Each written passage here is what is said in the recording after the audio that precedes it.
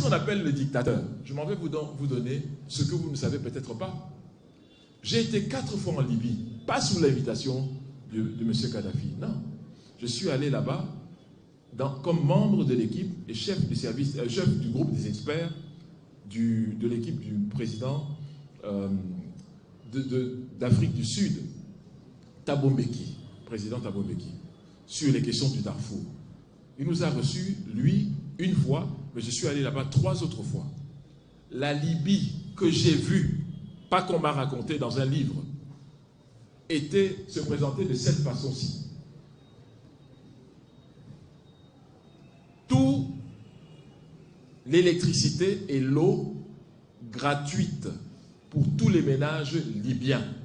Je vous demande de vérifier tout ce que je vais vous dire ici. Électricité et eau gratuite pour tous les ménages libyens. Le pétrole, c'est-à-dire l'essence, le litre à 0,55 €, c'est-à-dire quasiment gratuit. 0,55 € le litre pour tout le monde.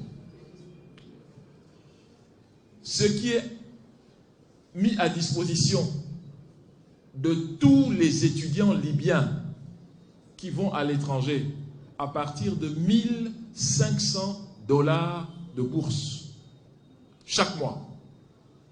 Vous n'avez jamais eu de gens qui sont allés comme réfugiés libyens ou former une communauté de réfugiés libyens.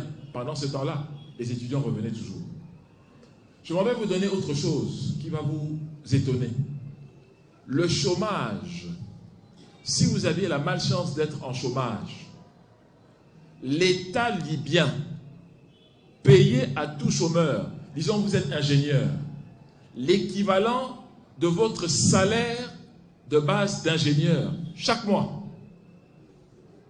en attendant que vous trouviez un emploi. On vous payait comme si vous étiez déjà en fonction.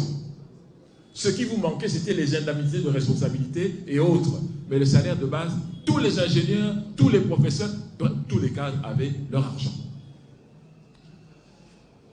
Le PNB par habitant de la Libye, 12 000 $ par citoyen. 12 000 $. La fourniture en eau d'un pays du désert. Tout ce que je dis, vous allez noter pour aller vérifier. Pour voir que le professeur Bondi ne raconte pas n'importe quoi. Vous allez noter. Fourniture en eau d'un pays en plein désert.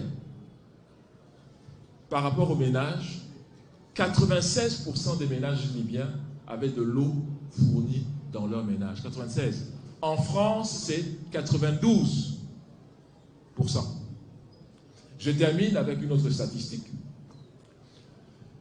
Chaque ménage libyen, c'était un droit d'avoir un logement, pas une faveur. L'État donnait un logement à chaque ménage libyen. J'ai dit à mes amis libyens que ce n'est pas possible. Ils m'ont dit, professeur, demain, nous irons à la mairie et vous allez voir le mariage auquel nous allons assister, n'importe lequel, vous allez voir comment il va se terminer. J'ai dit d'accord. Bon, avant d'aller à la mairie, j'ai quand même appelé mon épouse. Vous savez qu'aujourd'hui, on est à l'ère du cyberespace. Je ne veux pas qu'elle me voie à la mairie et se demande, mais qu'est-ce qu'il va chercher à la mairie? Il m'a laissé ici.